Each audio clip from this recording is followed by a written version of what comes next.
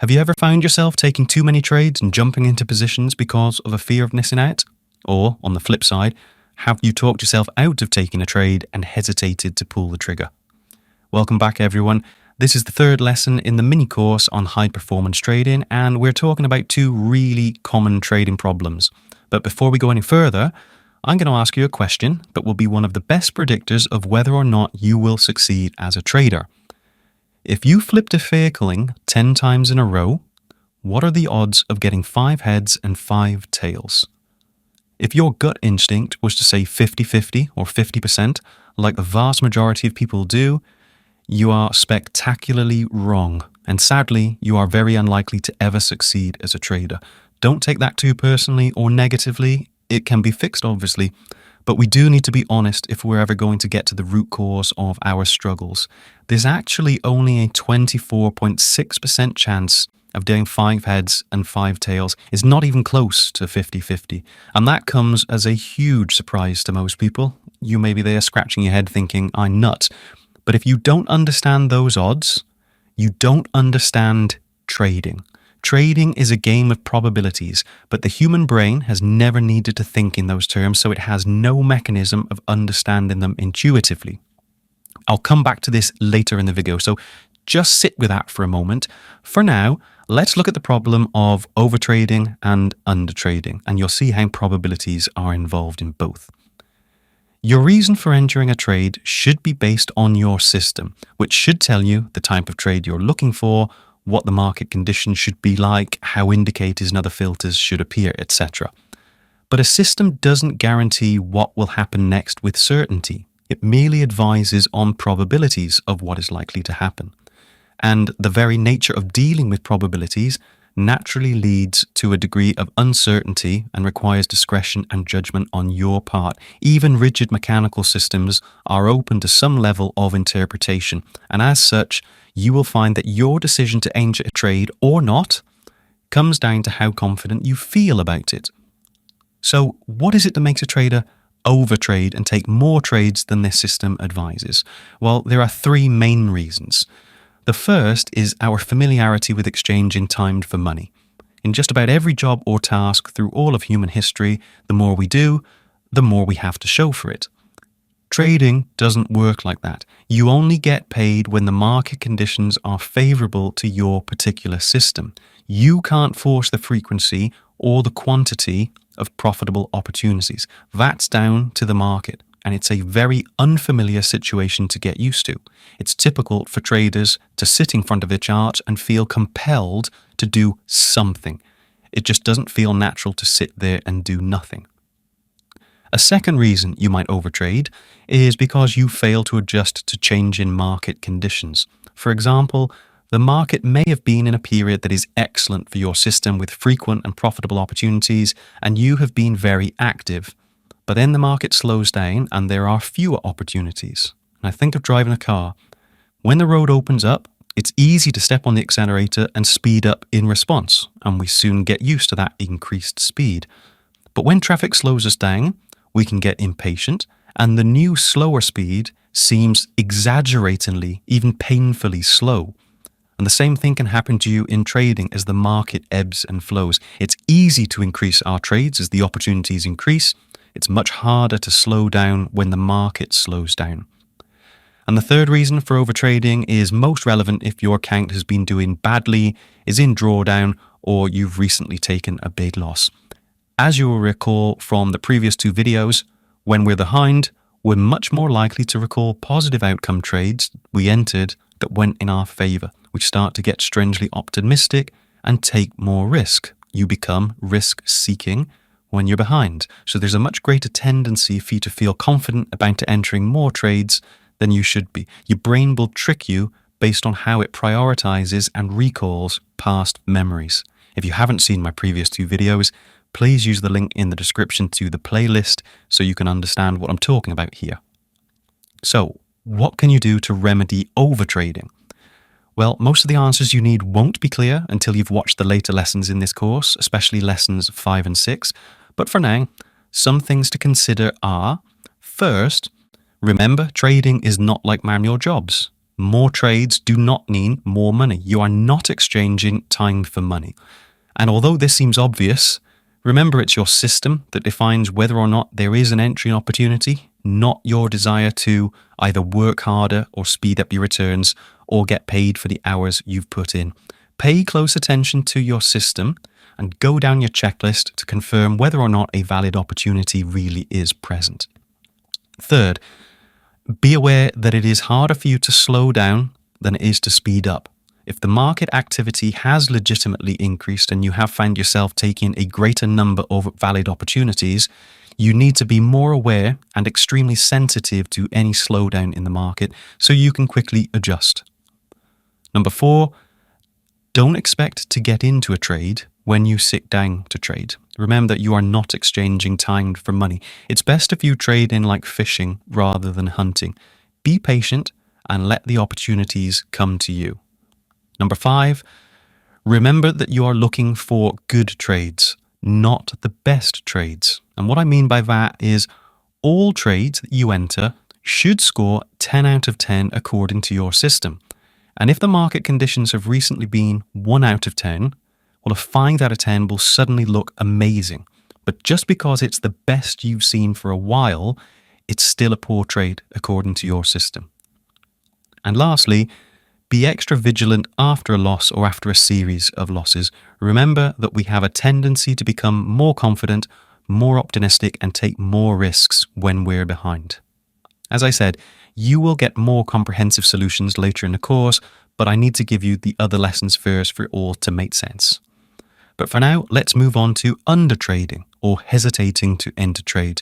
And this is much more closely linked to the question that I asked at the start of the video about probabilities.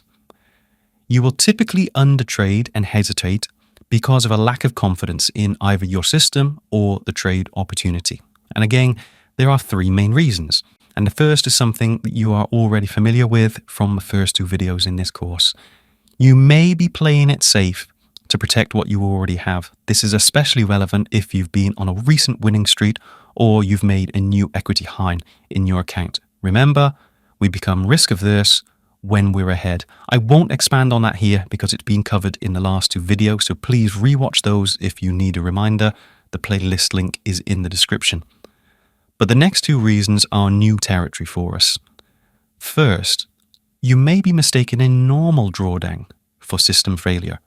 New traders often expect smooth equity curves and understandably find it difficult to accept that there are periods of drawdown even when they're trading very well. In this case, your protection mechanism is acting like an oversensitive smoke alarm. It mistakes the natural series of losses for a glitch in your trading system, and that's when you might begin to hesitate or perhaps stop trading the system altogether. It's important to see this as a useful protection mechanism, protecting you from completely wiping out. At times when something is genuinely wrong, this mechanism may be correct to slow you down. But in periods of natural or normal drawdown, it's a maladaptive system. And the third, closely related reason is a complete distrust of your system after a series of losses. The next video in this course is dedicated to this because it is such a big topic, but I'll briefly cover some of the points now. It's easy to understand why a trader would hesitate to enter trade number 6 if the previous 5 have all lost, especially if the previous 5 were all perfect setups that matched our system rules exactly. When we get long strings of losers, we see it as a pattern and assume that something is wrong. And if we think something's wrong, we are likely to become very hesitant on entries, distrust our system, and be reluctant to trade.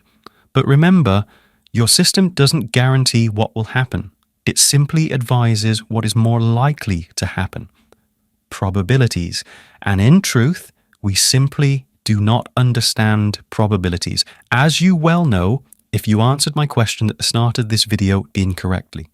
In mathematical terms, probability has only been around for a few hundred years, and apart from mathematicians, the average person has never had to think about probabilities in their everyday life. It's something our brains are simply not used to. For most of us, trading is the first time we've ever been exposed to an environment that operates very heavily on probabilities. This really is a major issue in trading, perhaps the biggest issue. If you can't think in probabilistic terms, You cannot trade. It is as simple as that. But you'll find very few people talking about this. The rest of this course will go into much more detail on this, but for now, here are a few things that you can do to start managing it. First, be vigilant of your tendency towards risk aversion when you're ahead. If you've just had a winning streak or made new equity highs, pay attention to your desire to protect your gains, what we've talked about in the previous 2 videos. When you do experience any hesitation or a lack of confidence, ask yourself why. Is there genuinely a problem with my system? Are the market conditions poor? Or is this just me trying to overprotect my account? You've got to ask yourself those difficult questions to snap yourself out of autopilot. Second, remember that undertrading is not necessarily always a bad thing. This is a protection method, and under the right circumstances, it is essential. So what you should try to do is look through your trading journal and your history to recall previous periods in your trading where undertrading was the right response. And then conversely, recall periods where undertrading and hesitation was inappropriate and the wrong response. Just like the previous 2 videos, what this is trying to do is recalibrate your memory recall so you can choose the correct response. Third, make sure you know very clearly what drawdown is typical for your system, so you know what to expect. If you have no realistic expectations of what a normal drawdown looks like, it's very easy for you to mistake its small string of losses to mean system failure. If you haven't done thorough research for what kind of drawdown you should expect, make that a priority before you do anything else. The next and the most important thing is to start making inroads to your understanding of probabilities, especially in relation to random distribution. With a coin flip, the odds of any individual spin is 50-50. And if heads represented a win and tails represent a loss, you might expect to win 1 in every 2 goes. And that is true over the very long term if you were to toss the coin thousands of times. But in the short term, the distribution is random and non-uniform. Toss the coin thousands of times and you will definitely get streaks of 10 tails in a row. That doesn't mean the coin is broken. It's just the random distribution of results. Try it for yourself if you don't believe me. And just as importantly, 10 tails in a row doesn't mean heads on the next toss is more likely. The odds of the next toss are still exactly 50-50. Believing otherwise is a well-known thing called gambler's fallacy. Casinos love people who don't understand probabilities, and so does the market. In trading, regardless of your system probabilities, you will see streaks of losses that are simply there due to random distribution and nothing to do with a fault with the system or the market or you. That is just how probabilities work. Undertrading is almost always the consequence of not accurately thinking about trading probabilistically. And I'll go into much more detail on this in the next video and the rest of the course. I hope you've enjoyed this one, guys, and found it helpful. I know you haven't got all the answers yet, but it's a complex subject and I'm trying to condense it into bite-sized chunks for easy consumption on YouTube. Things will be clearer by the end of the course. If you've enjoyed this, please give the video a like, comment and share. And if you're not already a subscriber, please consider it. And of course, keep your eyes open for the next upload in the series. Thanks for watching and I'll see you next time.